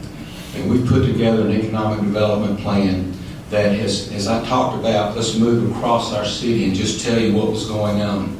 Again, just talking about 280, all of those office buildings out there, no direction. They were empty, thousands and thousands of square feet empty, from Meadowbrook to Inverness.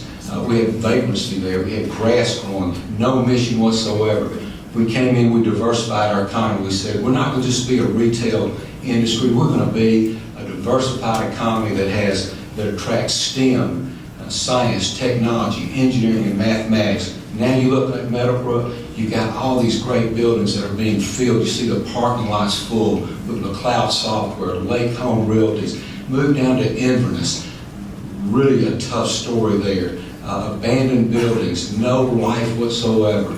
We went in there and worked with a developer and took over 3 of the largest office buildings, and now it's going to be a live, work, play. Absolutely incredible model. And then you look at some of the businesses that we've attracted down there into Inverness. Bassmasters could have moved anywhere in the country. That's their headquarters now. Those are the types of things that we're doing. We're not relying just on retail. We're not relying on big box stores. We're relying on bringing in companies, headquarters companies, that bring great paying jobs. Move down into River Chase, the same thing. We've got a great vision with Riverwalk, a $2.5 billion projected economic impact. We didn't just make this up. We had studies done before we went into there. And we talk about the NCFI. We're building on that. And we're going to take that from an organization, it's the only one in the country like it, where they train police officers, Secret Service agents, district attorneys, and judges. They train them right here in Hoover, Alabama. They bring about 5,000 a year here now. Well, we got a grant from the United States government for $20 million, and we're building a new building down there that will expand that to almost 8,000 to 10,000 students a year. Just imagine what that does. They stay anywhere from 1 week to 5 weeks in our city, and they're filling up our hotels, and they're in our restaurants every day. That is leadership. That is developing an economy, and that's exactly what we're going to continue to do. And I haven't even told you about sports tourism. I'm saving that for last. Thank you very much.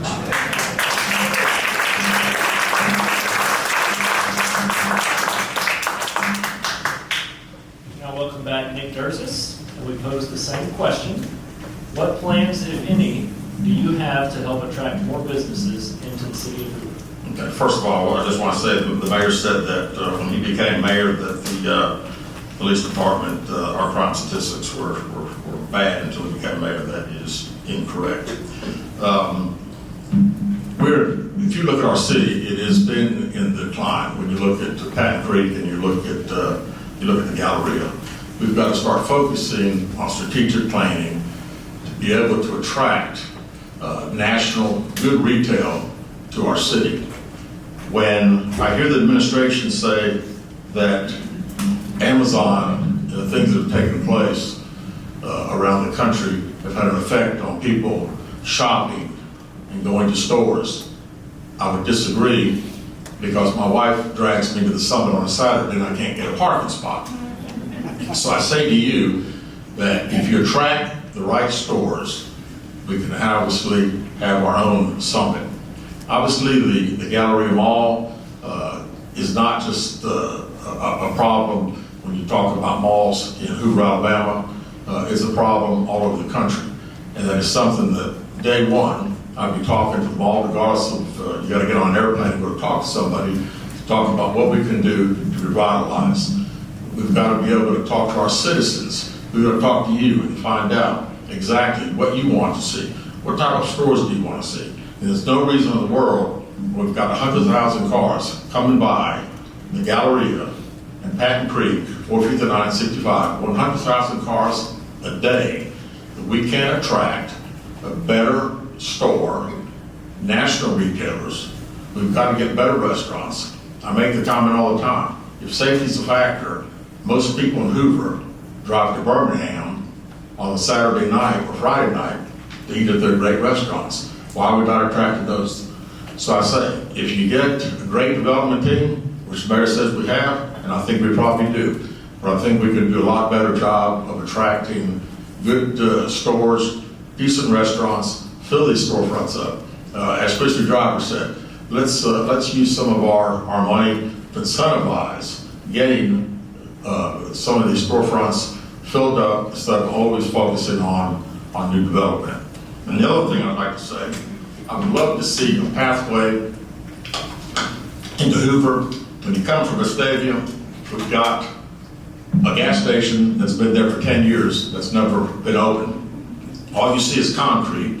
You go to different cities, when you drive in, they've got flowers. It is an inviting looking place. And I think we can do a lot better job, and I call it the pathway to Hoover, and I'll be talking more about that. Thank you.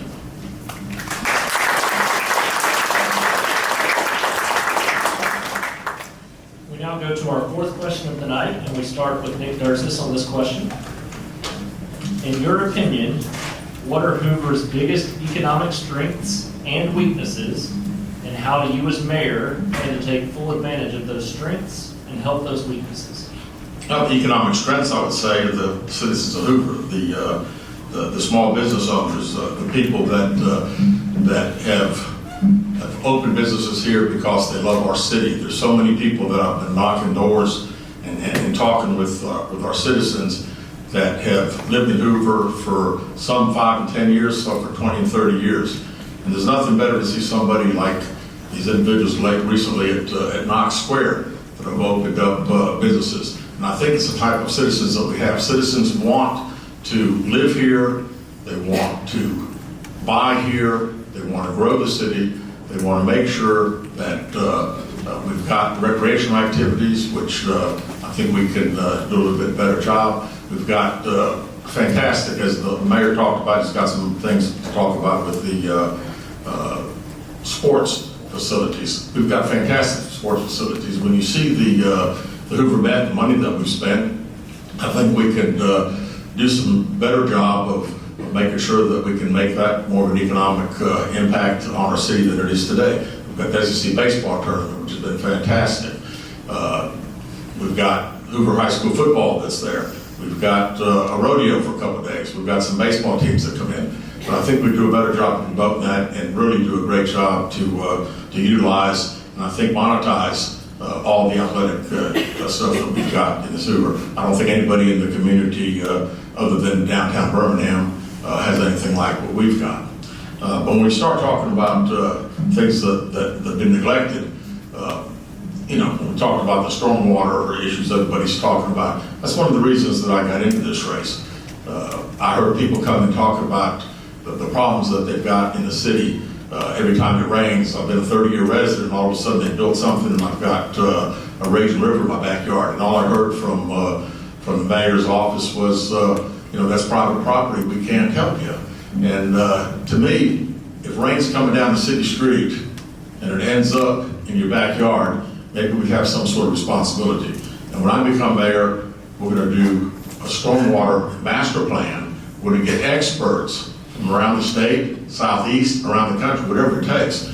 But we cannot continue having the issues. Our infrastructure is getting old. Our infrastructure wasn't made for the type of water that we've got today. Our roads, the impact on our roads, the impact that it has on our schools, we've just got to do a lot better job when it comes to those things. And again, day one as mayor, talk about stormwater, that's day one. Thank you.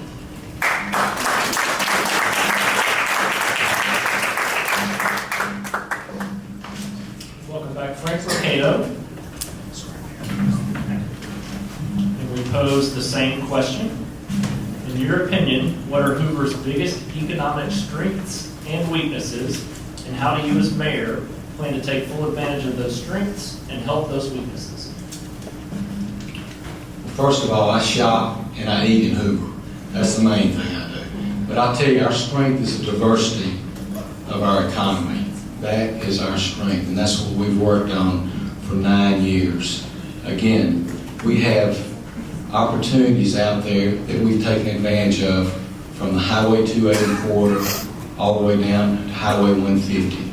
And I was mentioning to you, the strength of us is that we do have the opportunity to build on the STEM industry. We do have the opportunity to build on the retail industry, and we're doing a great job with that. And we have an opportunity to build on tourism. So 9 years when we came into office, we got $70 million debt, an empty baseball field with really no vision on it, and a $70 million debt to build a building, but no vision to go with that.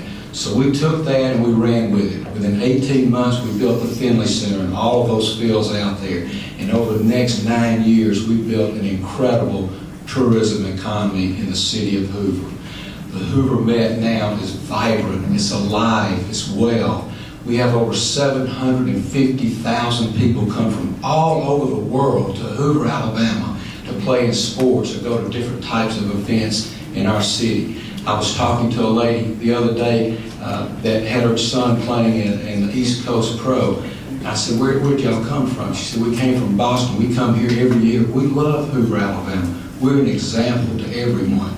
Anyhow, we have so many people that come to that facility that it is driving the economy on the western side of Hoover. We've got 4 new hotels going, either built or under construction. It has a $90 million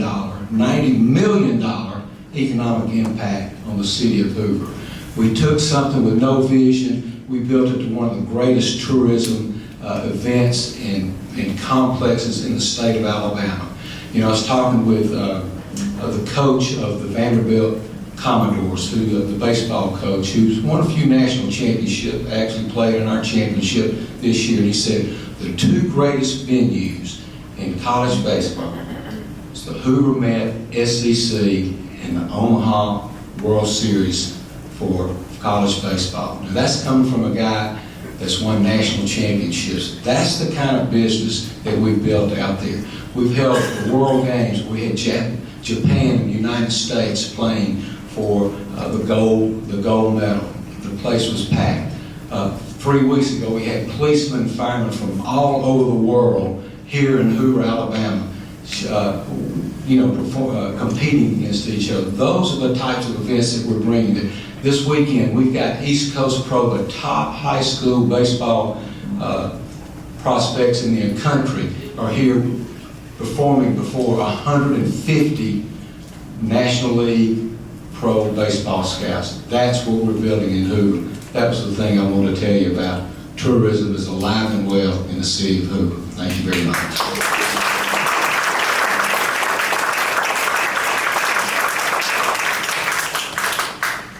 We now move to our 5th question of the night, and we'll start with Frank Locato. If elected, what are your plans for transparency with the public to ensure open government and trust of the citizens? Thank you. You know, when I came into office, we were the first administration to video our meetings. The very first one started back in COVID, carries through today. So you can go online and you can watch our zoning board meeting, you can watch our council meetings. You can go on our website and you can see how we're spending our money. We have our open checkbook there. You can look at that and see exactly what we're doing. You can go on our website and you can see what capital projects we have and see where we are, where those are in the pipeline, so to speak. You can see our budget and what we are budgeting for. All of those things are there for you. And then in terms of transparency, we are all over the city each and every day. I'm in neighborhoods, I'm in the garden clubs, I'm in the HOA meetings. And I'm there with my staff, and they can ask anything they want. You know that every city councilman has an opportunity, a standing appointment, to come to my office, or we will go to them, the whole staff, and we'll share with them everything that we know. Every Monday morning at 10 o'clock, I have a staff meeting, and every major project that we have, we go over that, and we keep notes on it. You know what happens to that spreadsheet? At 3 o'clock in the afternoon, it goes to the city council. They know everything that's going on. That's transparency. They know everything that's going on. And we're going to continue to do those types of things, sharing all the wonderful things that are going on in our city. And when we do things like our comprehensive plan, we didn't just put that together. When we did, we went out into the neighborhoods. We asked them, how do you want your city to look? We didn't just put it together, we got together to do that. That's something we had to sit down, we got input. When we had the Interstate 459, that's the interchange we put, that's a big deal to a lot of people. We have held town hall meetings and answered questions. We made sure that everything we do is open and transparent, that we are allowed to do. Some things you cannot, you have to protect. They may be personnel, they may be financial, they may be legal. So every organization operates within the law, and that's what we do, and that's what we'll continue to do. Thank you very much.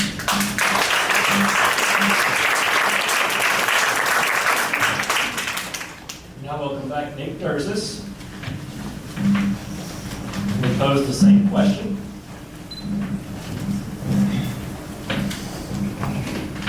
If elected, what are your plans for transparency with the public to ensure open government and trust of the citizens? Well, we start talking about transparency. Number one, the mayor talked about the Finley Center. 9 years ago when he ran against the Finley Center. I think it was Schultz talked tonight and said that one reason that individuals in Hoover was their biggest concern with government is transparency. You know, transparency starts with action. I'll restore live coverage to our citizens to be able to sit home and watch the city council meetings. Even when the mayor talked about that we were live streaming, when it came down to the questions and answers, that's never been live streamed. No one was ever able to see it. You know, I've never seen the mayor step up for the citizens that come up and ask questions. They don't get any response. And I just think, as the mayor, instead of just dismissing everything as a special interest, transparency, it's your government for the people, by the people. And I will say that under our administration, we're not going to hand city councilors contracts at the last minute.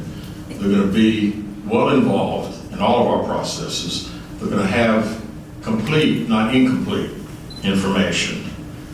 I've said all along, we're going to hold regular town hall meetings at least quarterly, 4 times a year, so we can hear what the citizens want, what kind of ideas they've got, what kind of complaints they've got. We've got to listen and get communication from our public and understand their responses to the issues.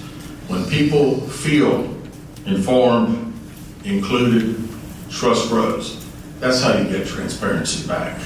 And I look forward to the day that we can trust is built by inclusion, and that's exactly how I'll govern.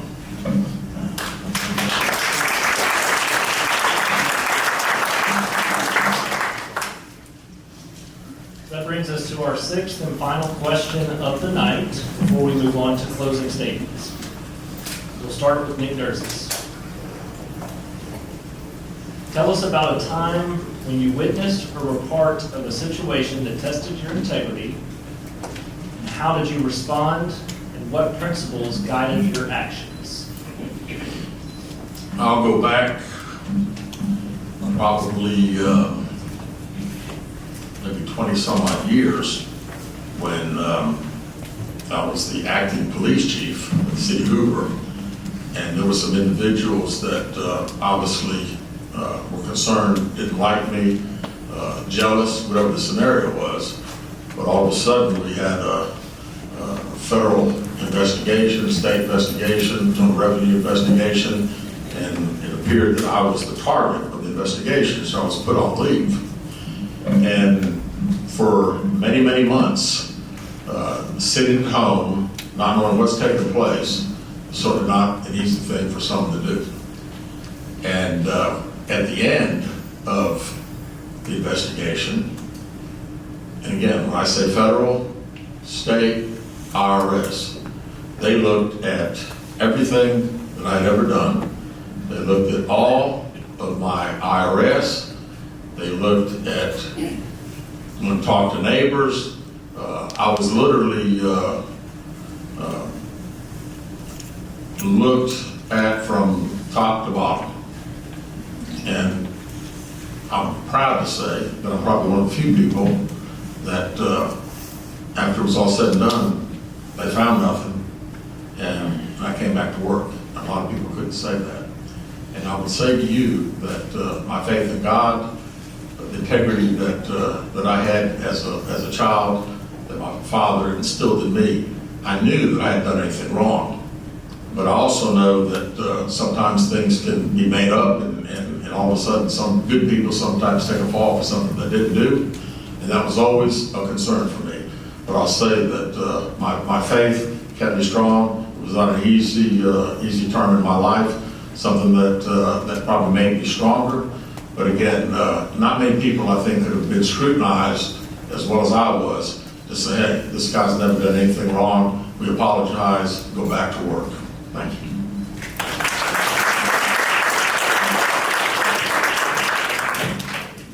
Now welcome back Frank Mercado. We'll ask the same question. Tell us about a time when you witnessed or were part of a situation that tested your integrity. How did you respond, and what principles guided your actions?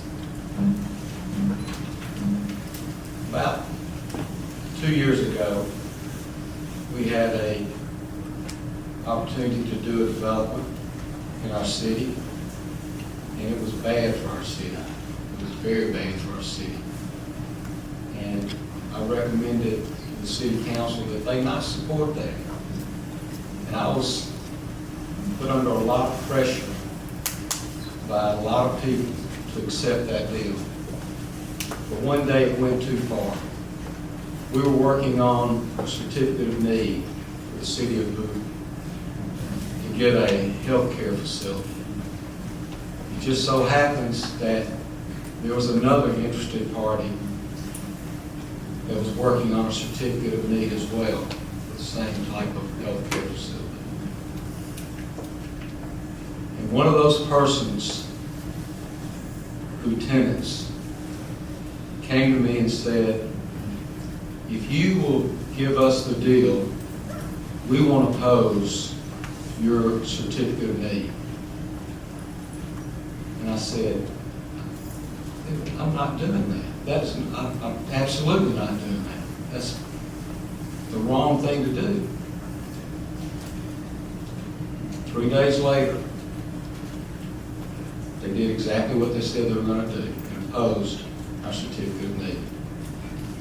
So I stood on my values that I have been taught my entire life by my mom and my dad, reinforced by my family, reinforced by my faith in God.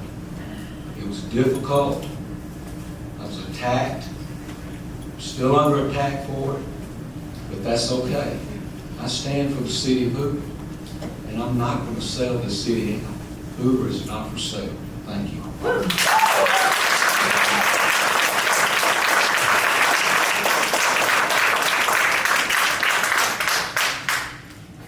That concludes the question and answer portion of the mayoral forum. Thank you both for your transparency and your openness in your answers. We now move on to our closing statements, and we'll start with Nick Nurses.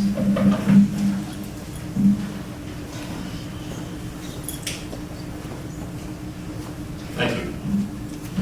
I've worked for the Hoover Police Department for over 40 years, the last 20 and a half as your police chief. I'm married to Stephanie, she's out here. She's an interior designer, small business owner in the city. We've had 3 children that graduated through the Hoover school system.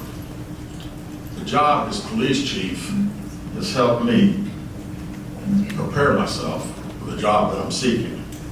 Again, I've led the largest department in the city. I've managed the largest budget. I've been involved in every critical decision dealing with the Hoover Police Department for over 20 years. And I was reminded today of a breakfast that I had with then Superintendent Robert Bumpus in 1994. Some of you probably weren't born. Went to breakfast with Dr. Bumpus, and I had this idea that I took to him and said, Dr. Bumpus, Hoover High School is going to be a big high school. How about the thought process of maybe putting a police officer in there not only in those days for safety, but really to be able to mentor young people, have that connection. Kids want to see a police officer in uniform. When I was young, you were told if you saw a police officer, that's the guy that you went to if you got lost. Well, obviously, the breakfast went well. I didn't tell him we wanted an armed police officer about fainting. But we ended up agreeing, and obviously we've got one of the best SRO programs in the country. They're at every school. We're very, very proud of that. But the leadership that I'm going to bring is transparent, accountable, proactive, not reactive, and something accessible. I'm a planner. If you fail to plan, your plan fails. Leadership that involves city councilors early in the process.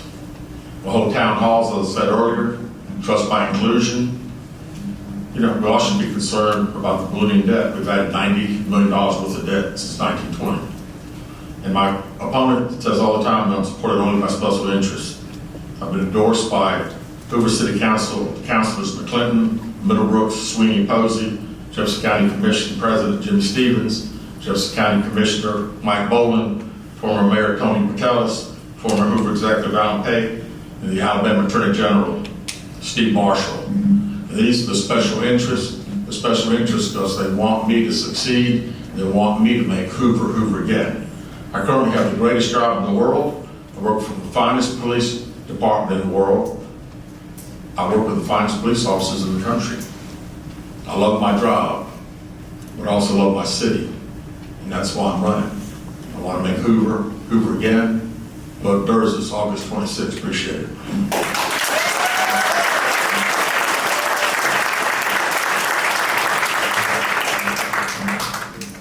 Thank you. We'll now hear from Frank Rocado and his closing statement. Well, thank you all for coming out tonight. It's been very enjoyable. So, you know, I spent 42 years with the fire department and had some incredible opportunities watching this city grow and being a part of that growth. Nick was part of it as well. I'll give you that credit. But now I'm a mayor.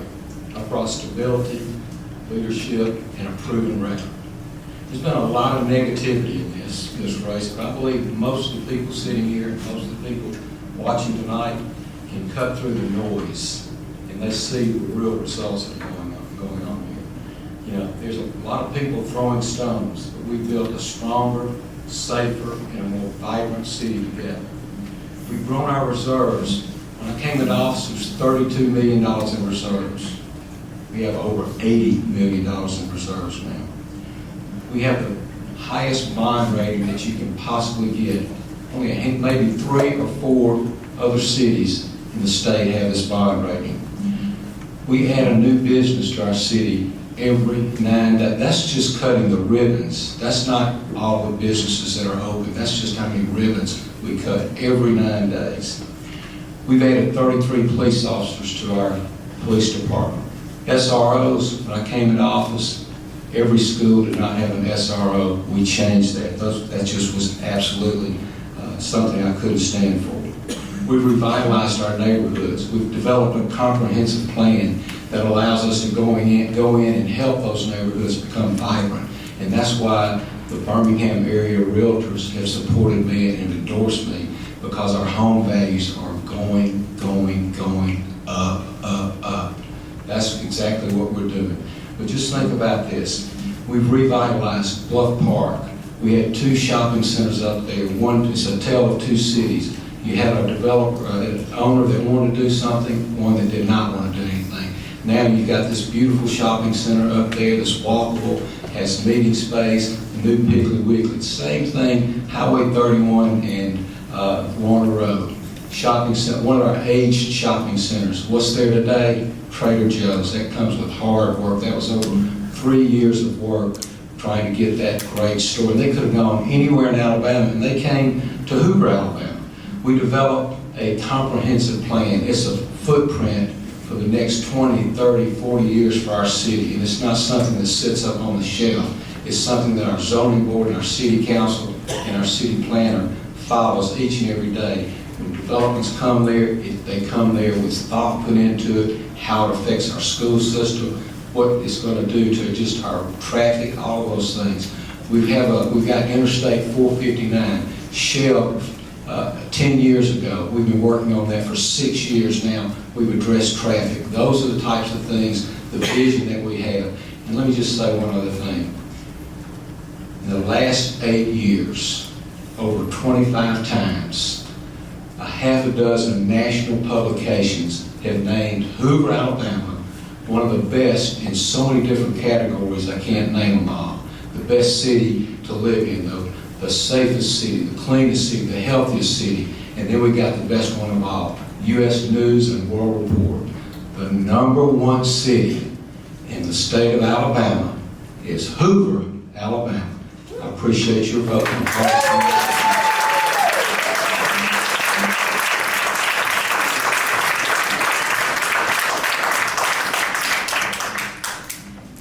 Thank you again to both Frank Rocato and Nick Durzis for joining us tonight, as well as all of our city council candidates, and for your willingness to share your vision for the city of Hoover. I also want to thank our collaborative partners in the Hoover Area Chamber, as well as the Shelby County Chamber. But finally, and most importantly, I want to thank everybody that is here tonight. When you look back at the 2020 elections, voter turnout across Shelby County, including Hoover, 20% or less.